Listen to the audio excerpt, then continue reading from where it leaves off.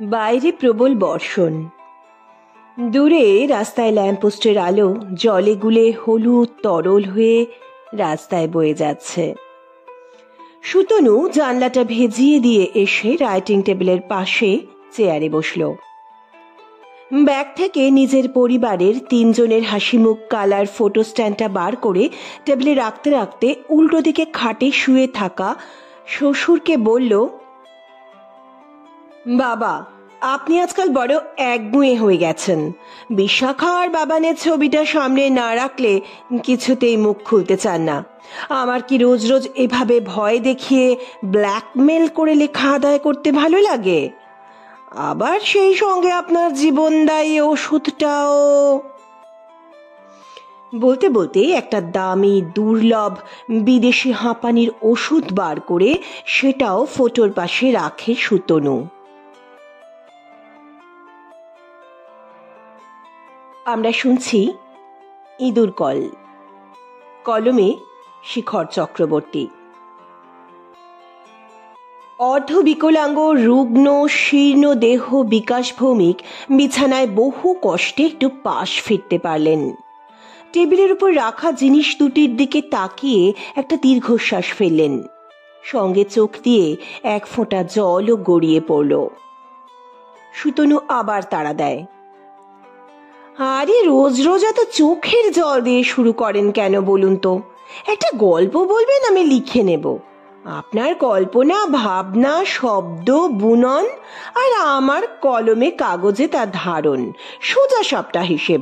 শুধু শুধু চোখের জল ফেলে মেয়ে নাতির অমঙ্গল ডেকে আনা, কেন বেকার এসব করেন? বিকাশ ধরা গলাটা একবার ঝেড়ে নিয়ে বলেন, বেশ, আজ তবে জীবন থেকে নেওয়া বাস্তবই লেখো। সুতনু একটু অবাক হয়, বাস্তব মানে? গল্প কোথায়? ম্লান হাসেন বিকাশ, বাস্তব তো কল্পনার চেয়েও রোমাঞ্চকর হয়, জানো না? একটু না বুঝে বোকা হাসি দিয়ে ঘাড় নাড়ে সুতনু। বেশ, শুনি তবে কেমন বাস্তব। লেখো, বলেন বিকাশ। অমিতাভ টেবিলের ওপর তার 3 জনের পরিবারের বাঁধানো ছবি আর পাশে জীবনদায়ী ওষুধের এক পাতা রেখে শয্যাশায়ী শ্বশুর মশাইয়ের দিকে তাকিয়ে বলে, নিন, এবার শুরু করুন। সুতনু লিখতে গিয়েও থমকায়, বিরক্তি ভরা গলায় বলে ওঠে, আপনি কি মশকরা করছেন? আমাদের নিজেদের এই রোজকার কাহিনী লিখে ছাপিয়ে আমাকে জেলে পাঠানোর প্ল্যান করছেন? বিকাশ একটু হেসে ফেলেন, আশ্বস্ত করে বলেন, আরে আমি পাত্রপাত্রী সব নামধাম সব পাল্টে দিচ্ছি। অমিতাভ হলো আমার লেখার নায়ক বা খলনায়ক যাই বলো, সুতনু মানে তোমার নাম তো আর থাকছে না। তাছাড়া তুমি পরে মূল গল্পটা রেখে বাকি সবকিছুই পাল্টে দিতে পারো, যাতে কেউ ঘুণাক্ষরেও টের পাবে না আসল কুশীলব কারা। সুতনু কিছুক্ষণ চিন্তা করে আশ্বস্ত হয়, বলে, তা অবশ্য ঠিক, নামধাম পাল্টে লেখাই যায়, মন্দ থ্রিলার হবে না। বিকাশ আবার শুরু করেন, এ ঘটনা এক মফস্বলের। দ্বাদশ উত্তীর্ণ এক সদ্য যুবক অমিতাভ বাংলা সাহিত্যে স্নাতক পড়ার জন্য কলেজে ভর্তি হয়। কিছুদিন পাঠ নেবার পর আরও অন্য ছেলেদের মতোই ভালো টিউশন খুঁজতে থাকে। কলেজের বা পেশাদার প্রাইভেট শিক্ষকদের কাছে টিউশন নেওয়া সম্ভব ছিল না, কারণ ছেলেটি হতদরিদ্র পরিবারের। নিজে টিউশন করে নিজের ও পরিবারের মা বোনেদের ভরণ পোষণ সেরে হাতে এমন কিছু থাকতো না যাতে নিজের জন্য বাংলা সাহিত্যের টিউশন নেওয়া সম্ভব হয়। সুতনু এখন বেশ মজা পাচ্ছে। নিজের হাতে নিজের কলমে নিজেরই কথা সে লিখে চলেছে, যা আবার গল্প আকারে ছাপা হবে। যদিও খোল নলচে সব পাল্টে দেবে, তবুও বেশ একটা অভিনব ব্যাপার, তাতে কোনো সন্দেহই নেই। বিকাশ বলে চলেন, অমিতাভ খবর পেল আদিনাথ মুখার্জি, যিনি একটা সাধারণ বেসরকারি সংস্থায় কর্মী, বাংলা ভাষা সাহিত্যে যথেষ্ট দখল রাখেন। তিনি কাউকে টিউশন দেন না, নিজের খেয়ালে চলেন। তাকে ধরা করা করে ম্যানেজ করতে পারলে হয়তো রাজি হতেও পারেন। অমিতাভ গিয়ে তার পা ধরে পড়ল। তার আর্থিক দুরবস্থা আর পড়ার অদম্য উৎসাহের কথা শুনে আদিনাথের মন গলল। তিনি তাকে বিনা বেতনে পাঠ দিতে শুরু করলেন। উভয়েরই ঐকান্তিক আগ্রহে গুরু শিষ্যের এক সুন্দর সম্পর্ক সৃষ্টি হলো। এর মধ্যে কখন যেন আরেকটি কিশোরীর হৃদয় অজান্তেই অমিতাভর বুকে কড়া নাড়তে শুরু করলো। সে আদিনাথের অষ্টাদশী কন্যা ইলোরা। গুরুগৃহে কারণে অকারণে অমিতাভর যাতায়াত শুরু হলো ঘন ঘন। প্রাপ্তবয়স্ক দুই হৃদয় বাঁধা পড়ল এক অমোঘ আকর্ষণে। আদিনাথ প্রথমে না বুঝলেও বেশি দিন অন্ধকারে রইলেন না, কিন্তু সব জেনে বুঝেও তার হৃদয় স্নেহার্দ্র হয়ে উঠল। এই সম্পর্ক উপহার পেল তার প্রশ্রয়ের হাসি। ততদিনে তিনি অমিতাভকে ছেলের মতোই যে ভালোবেসে ফেলেছেন। স্নাতক পরীক্ষায় অমিতাভ সসম্মানে উত্তীর্ণ হয়ে চাকরির বাজারে ভাগ্য পরীক্ষায় অবতীর্ণ হল। বৃহস্পতির কৃপায় পরীক্ষা দিয়ে একটা সরকারি চাকরি পেয়েও যায়। তারপর নিজের বোনের বিয়ে থা দিয়ে নিজের সংসার পাততে আদিনাথের কাছে ইলোরার পানি প্রার্থনা করে। এত সুন্দর ভবিষ্যৎ তো কল্পনার মতোই, তাই আপত্তি করার কোনো জায়গায় থাকে না আদিনাথের। ইতিমধ্যে অমিতাভর একমাত্র অভিভাবিকা তার মা গত হওয়ায় কিছুদিন শোককাল কাটিয়ে উঠে ইলোরাকে বিয়ে করে মফস্বলেই এক আলাদা ঠিকানায় ছোট একটা বাড়ি কিনে নিজের সংসার পাতে অমিতাভ। বছরখানেক সুন্দর মসৃণ ভাবে চলতে থাকে অমিতাভ সংসার, আর এক প্রান্তে কন্যাদায় মুক্ত একলা আদিনাথের কর্মজীবন। দুর্যোগ এলো ঠিক এর পরে। হঠাৎ অসুস্থ হয়ে আদিনাথ হাসপাতালে ভর্তি হলেন। মস্তিষ্কের জটিল অস্ত্রোপচারে প্রাণে বাঁচলেন বটে, কিন্তু চিরজীবনের জন্য পঙ্গু হয়ে শয্যাশায়ী হলেন। দীর্ঘ ব্যয়বহুল চিকিৎসায় জমানো পুঁজি শেষ হলো, সঙ্গে গেল বেসরকারি চাকরিটাও। সামান্য কিছু অর্থমূল্যে কোম্পানি তাকে বিদায় জানালো। পেনশনহীন অসুস্থ অর্থ সংকটে পড়া আদিনাথ অনিবার্যভাবেই মেয়ে জামাইয়ের মুখাপেক্ষী হয়ে পড়লেন। ততদিনে আবার মেয়ে একটি পুত্র সন্তানের জন্ম দিয়েছে।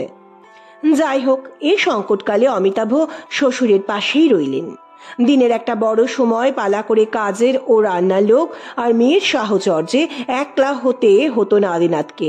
বিকেলে মেয়ে চলে গেলে সন্ধেতে অফিস ফেরত অমিতাভ মাঝে মাঝে দেখা করে যেত। তারপর রাতে থাকার মাইনে করা লোক এসে যেত।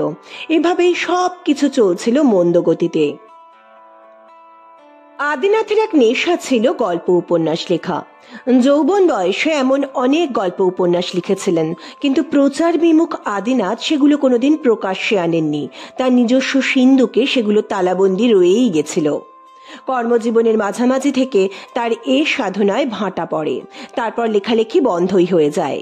এ শখ আবার কাকতালীয়ভাবে অমিতাভরও ছিল। তফাৎ ছিল অবশ্য গুণমানে। অমিতাভের লেখাজোখা নিতান্তই বালখিল্য গোছের হয়ে পড়ত। প্রকৃত সাহিত্য গুণের অভাবে সেগুলো মোটেই মনোত্তীর্ণ হতো না। বেশ কয়েকবার সম্পাদকের কাছে প্রত্যাখ্যাত হবার পর অমিতাভ তেতো মুখে এ সত্য হজম করে লেখালেখিতে ইস্তফা দিয়েছিল।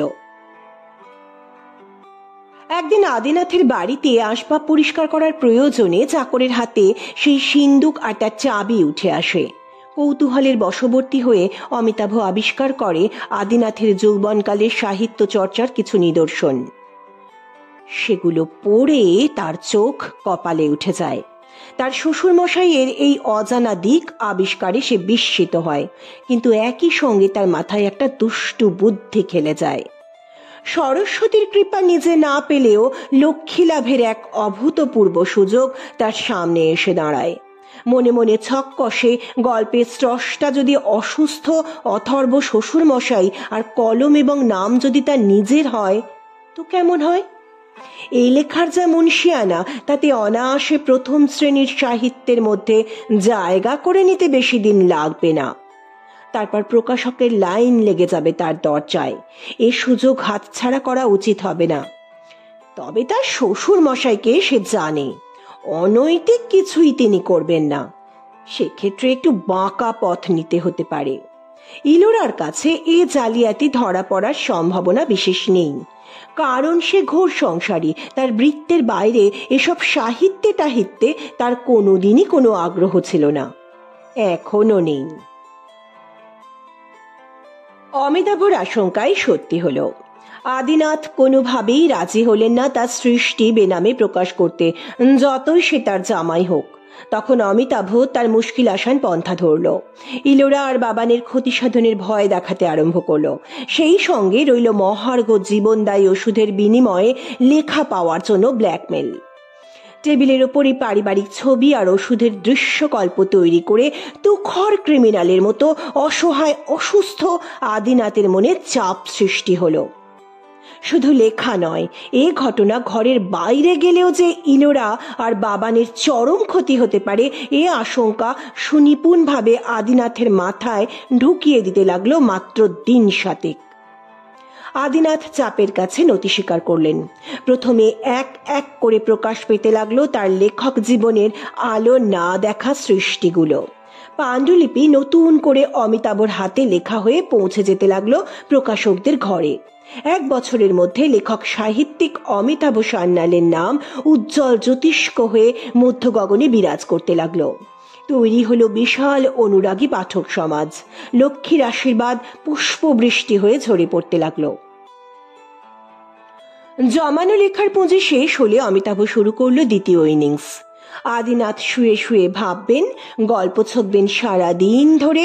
প্রতি সন্ধ্যায় অমিতাভ আসবে নির্দিষ্ট সময়ে। সারাদিনের চিন্তার ফসল কয়েক পাতা শ্বশুরের মুখ থেকে শুনে শুনে লিখে নেবে খাতায়। তারপর আবার পরদিন। এমন ভাবে কিছুদিনের মধ্যে উঠে আসবে আর একটা নতুন গল্প, আর একটা খ্যাতির সোপান, অবশ্যই অমিতাভ সান্যালের কলমে ও নামে।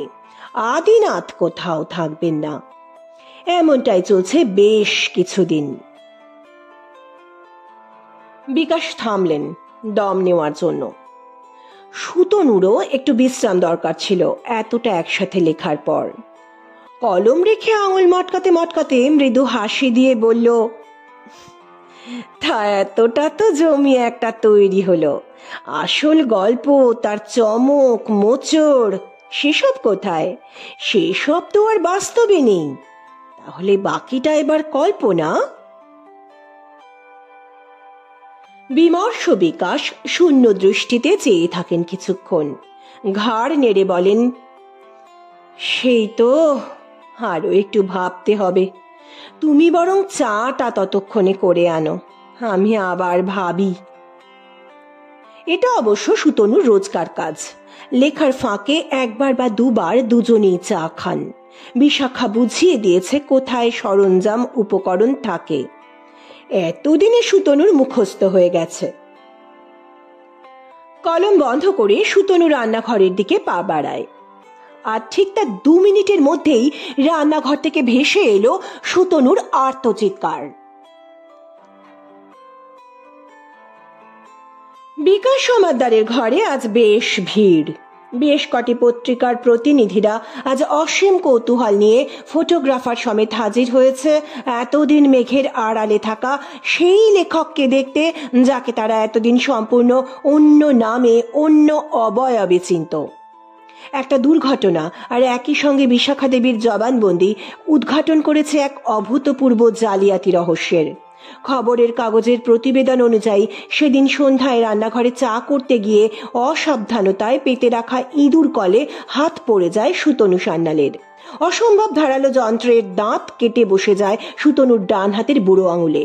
চিকিৎসকদের চেষ্টা সত্ত্বেও বাঁচানো যায়নি আঙুলটাকে। নামী লেখকের নিজের হাতে লেখার ক্ষমতা চিরতরে লোপ পেলেও ডাক্তাররা ভরসা দিয়েছিলেন অন্য উপায়ে বা টাইপ করে লেখার কথা বলে। কিন্তু সুতনু বাবু অসম্ভব রকম ভেঙে পড়েছিলেন। আসল কারণটা অবশ্য 2 দিনের মধ্যেই প্রকাশ পায়। সুতনু বাবুর স্ত্রী পুরো বিষয়টা জানান। আজও বিকাশ সমাদ্দারের সাক্ষাৎকারে পাশে বসে বিশাখাকে শোনাতে হলো প্রকৃত ঘটনাটা। বাবার কদিন ধরে জ্বর থাকায় মাঝে মাঝে ভুল বকছিলেন। দিনের বেলায় বাবার কাছে বসে এরকম অসংলগ্ন কথাবার্তায় উঠে আসে সুতনুর নাম, ভয় দেখিয়ে লেখা আদায় করার প্রসঙ্গ, রেহাই দেওয়ার অনুরোধ, সিন্দুকের মধ্যে থাকা লেখার প্রসঙ্গ। এরপর সিন্দুক হাতড়ে বার করে পড়ে বাবার পাণ্ডুলিপি। বাড়ি গিয়ে সুতনুর আগে প্রকাশিত বইগুলো পড়ে পায় হুবহু মিল। এ বিষয়ে উৎসাহ না থাকায় কোনো দিন স্বামীর লেখা পড়েও দেখেনি সে। অবশ্য পড়লেও লাভ হতো না, বাবার লেখার অস্তিত্বই সে জানতো না এতদিন। যাই হোক, এতদিনকার এই জালিয়াতি এখন দিনের আলোর মতোই স্পষ্ট হয়ে ওঠে তার কাছে। বাবার কাছে গিয়ে চাপ দিতে তিনিও এতদিনের অবরুদ্ধ এই গোপন রহস্য উগরে দিয়ে কান্নায় ভেঙে পড়েন। বিশাখা বাবাকে আশ্বস্ত করেন, শুধু বলেন প্রকৃত ঘটনাটা অন্তত নামধাম পাল্টেও গল্পের আকারে সুতনুকে দিতে। তাতে সুতনুর বোধোদয় হতে পারে। তা যদি নাও হয়, এই গল্প যদি সে ছাপাতে চায়, তখন গল্পের শেষাংশ না হয় কাল্পনিক কিছু লেখা যাবে। প্রস্তাবটা মনে ধরে বিকাশের। তারপর তো এই ঘটনা। উপস্থিত সকলে নির্বাক হয়ে থাকে কিছুক্ষণ। কেউ একজন নিস্তব্ধতা ভেঙে বলল, ওপরওয়ালার মার নিঃশব্দে নেমে আসে। সকলের অজান্তে সমস্যার সমাধান করে দেন একটা দুর্ঘটনা ঘটিয়ে। চুরি করে অন্যের লেখা নিজের কলমে তুলে নেওয়া চিরতরে বন্ধ করে দিলেন, শাস্তি দিলেন নিজের হাতে। বিশাখা মৃদু হাসেন।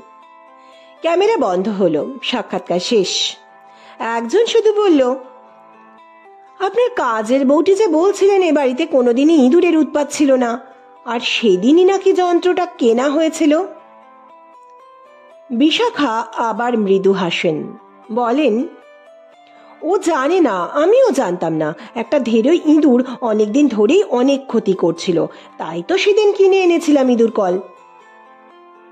বিকাশ সমাদ্দার খাটে চোখ বুজে প্রশান্ত মুখে শুয়ে ঘুমোচ্ছেন নাকি শুনছেন বোঝা যায় না। অসমাপ্ত লেখাটা প্রকাশ পেয়েছিল এভাবেই। চিনির বয়ামের সামনে রাখা ইঁদুর কলে হাত লেগে দুর্ঘটনাটা ঘটে।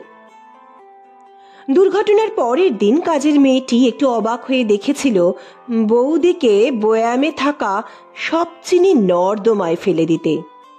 আরও অবাক হয়েছিল দেখে চিনিগুলো কেমন কালচে লাল দলা পাকানো। গাটা কেমন শিউরে উঠেছিল তার। ইঁদুর কল কি তাহলে বয়ামের বাইরে নয়, বরং...